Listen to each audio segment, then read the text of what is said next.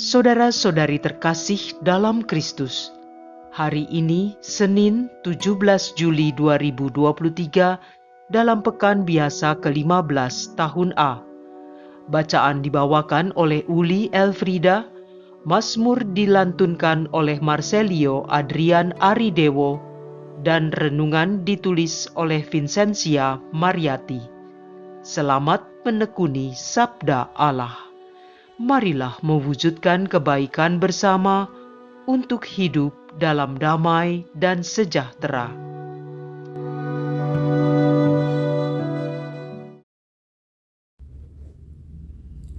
Dalam nama Bapa dan Putra dan Roh Kudus. Amin.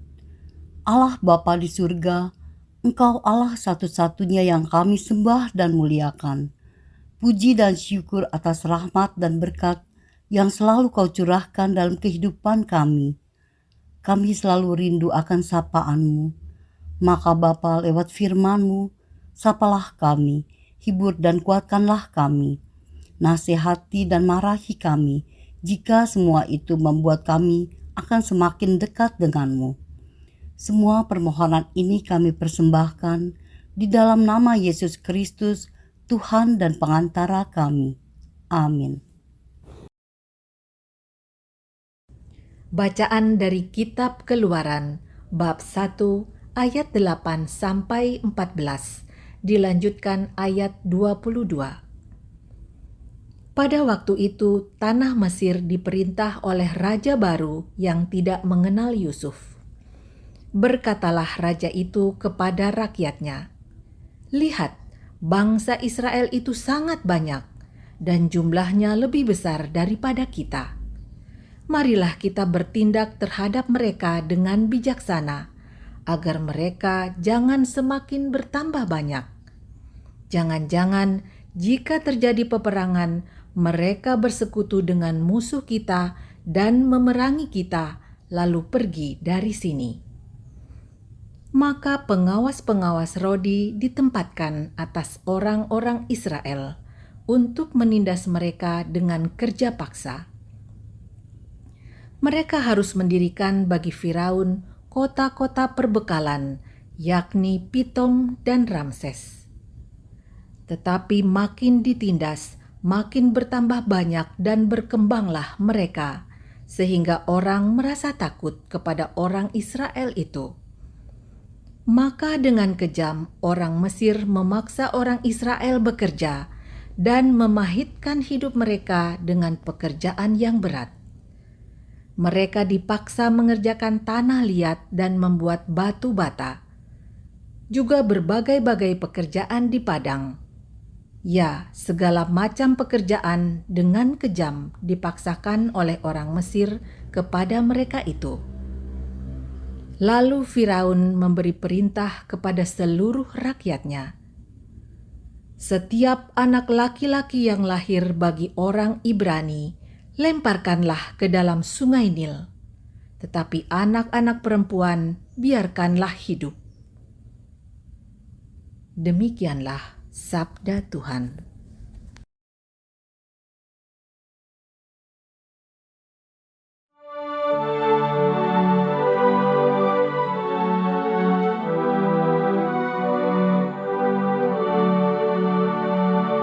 Pertolongan kita dalam nama Tuhan.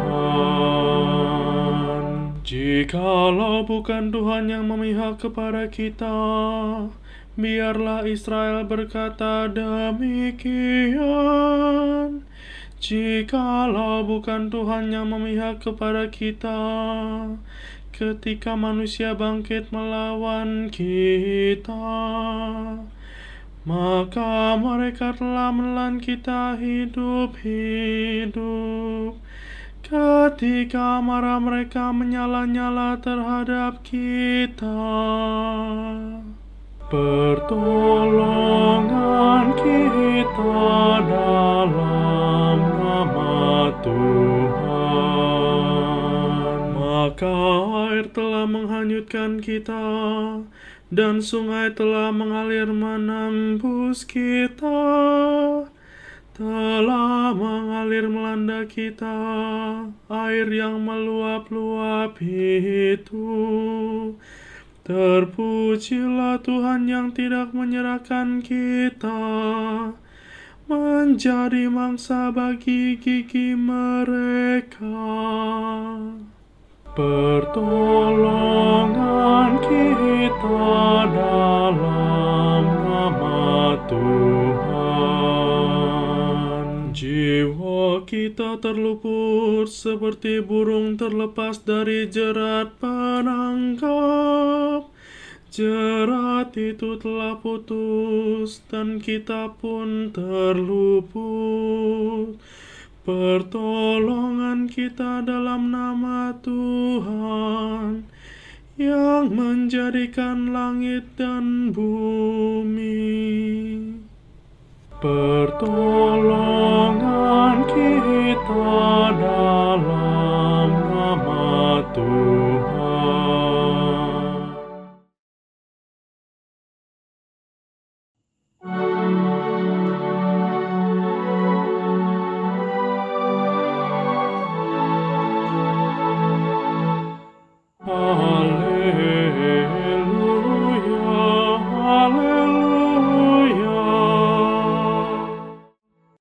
Berbahagialah orang yang dikejar-kejar karena taat kepada Tuhan, sebab bagi merekalah kerajaan Allah. Haleluya,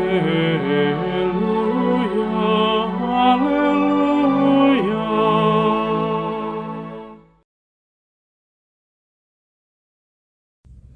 Inilah Injil suci menurut Matius bab 10 ayat 34 sampai bab 11 ayat 1. Pada suatu hari, Yesus bersabda kepada ke-12 murid-Nya, "Jangan kalian menyangka bahwa aku datang untuk membawa damai di atas bumi. Aku datang bukan untuk membawa damai, melainkan pedang. Sebab aku datang untuk memisahkan orang dari ayahnya, anak perempuan dari ibunya, menantu perempuan dari ibu mertuanya, dan musuh orang ialah seisi rumahnya. Barang siapa mengasihi bapa atau ibunya lebih daripadaku, ia tidak layak bagiku. Dan barang siapa mengasihi putranya atau putrinya lebih daripadaku, ia tidak layak bagiku. Barang siapa tidak memikul salibnya dan mengikuti aku, ia tidak layak bagiku. Barang siapa mempertahankan nyawanya, ia akan kehilangan nyawanya, dan barang siapa kehilangan nyawanya demi aku, ia akan memperoleh kembali.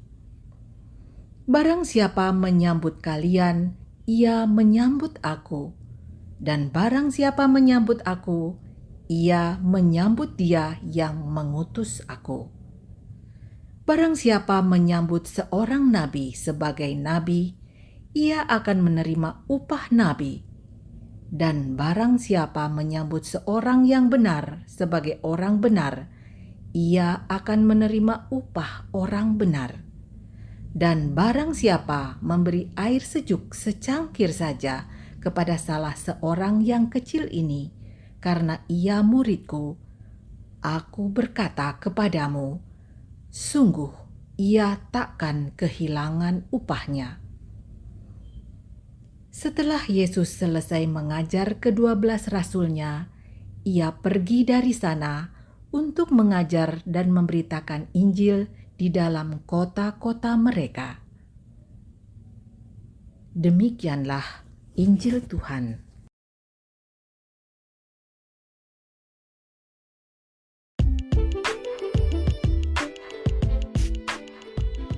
Berproses menjadi utusan Tuhan. Renungan dibawakan oleh Teresia Siska Chandra.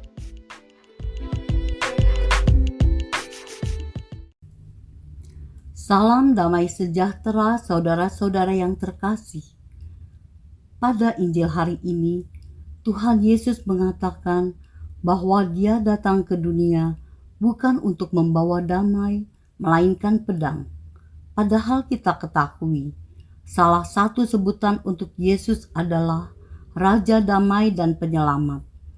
Jadi apa maksud Yesus itu? Apa Yesus datang untuk berperang? Ya, berperang dalam tanda kutip, dalam arti Yesus datang bukan untuk berdamai dengan dunia yang kotor oleh dosa. Misinya adalah menyelamatkan manusia dari kehancuran akibat dosa. Maka Ia datang untuk berperang melawan kekuatan jahat dengan pedangnya, yaitu Injil Kerajaan Allah.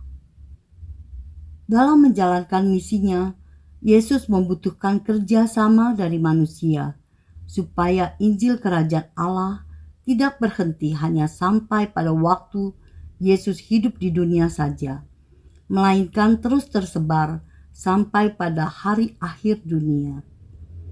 Yesus menuntut para murid dan pengikutnya supaya totalitas mengikutinya dengan menempatkan Tuhan di atas segala-galanya, termasuk keluarga sendiri seperti ibu, bapak, maupun anak-anak, sebagaimana hukum utama yang ditetapkannya, yaitu mengasihi Allah dengan segenap hati dan dengan segenap jiwa raga. Dengan demikian, Injil Kerajaan Allah akan tersebar luas dan terjangkau oleh orang-orang di seluruh dunia. Misi ini tentunya bukan hal yang mudah untuk dilakukan, maka diperlukan komitmen yang kuat, loyalitas yang tinggi dan berintegritas. Dari Injil dan kisah para rasul, serta juga para pengikut Tuhan, kita mengetahui bagaimana mereka dengan penuh kesadaran meninggalkan orang-orang yang mereka kasihi, serta melepaskan segala keduniawian mereka untuk mengikuti Yesus. Bahkan oleh karena mewartakan Injil Tuhan, mereka semua banyak menderita, termasuk pengkhianatan dari orang-orang terdekat yang tidak sepaham, dan mati dibunuh dengan cara yang mengenaskan. Itulah salib yang harus dipikul. Dunia melihat apa yang dialami para rasul juga para pengikut Tuhan adalah kesia-siaan belaka. Tetapi bagi Tuhan Yesus dan pengikutnya, itu bukanlah kesia-siaan. Sebab Tuhan Yesus telah lebih dahulu mengalami penganiayaan, penderitaan dan disalib. Tetapi Ia tetap hidup sampai selama-lamanya. Jika demikian tentunya pengikut-pengikut Tuhan tetap hidup juga seperti yang dijanjikannya. Di zaman sekarang ini, kita juga bisa melihat bagaimana para imam Katolik mendedikasikan hidupnya untuk kerajaan Allah dengan loyalitas, integritas, dan komitmen terhadap Tuhan dengan meninggalkan orang-orang yang dikasihi, melepaskan kenikmatan duniawi, melepaskan kelekatan-kelekatan yang akan menghambat perutusan mereka. Kita pun berharap mendapatkan kehidupan kekal di kerajaan Allah. Namun, menjadi pengikut Tuhan memang tidak mudah. Si jahat senang jika kita terpisah dari Tuhan. Oleh sebab itu, dengan pedang kasih-Nya, Tuhan Yesus mengajak kita berperang melawan godaan si jahat, dengan selalu taat dan setia menjadi saksi-saksi Kristus, melepaskan kelekatan dari rasa memiliki berlebihan terhadap orang tua, anak, dan saudara. Kita dituntut untuk memiliki loyalitas, integritas, dan komitmen yang sama seperti para rasul dan para pengikut Tuhan lainnya, meski harus melewati proses yang tidak menyenangkan. Bisa jadi kita dibenci orang karena iman kita. Bisa terjadi pula kita menghadapi berbagai kesulitan dalam menjalani tugas pelayanan. Tetapi itulah salib yang harus kita pikul. Namun kita percaya Tuhan Yesus yang kita imani tidak akan membiarkan kita jatuh karena beban salib itu. Ia akan menyertai dan menolong kita, dan untuk menjaga relasi yang akrab dengannya, kita pun harus bersedia diutus menjadi saksi-saksinya setia dalam doa dan firman-Nya, maka kita akan memiliki kepekaan atas kehadiran-Nya lewat orang-orang lain yang menderita, kecil, tersingkir, dan papa, melalui tangan-tangan dan belas kasih kita. Maukah kita menjadi saluran berkat Tuhan bagi mereka? Jika jawaban kita mau, kita telah menjadi bagian dari pengikut Tuhan yang mewartakan Injil Kerajaan Surga.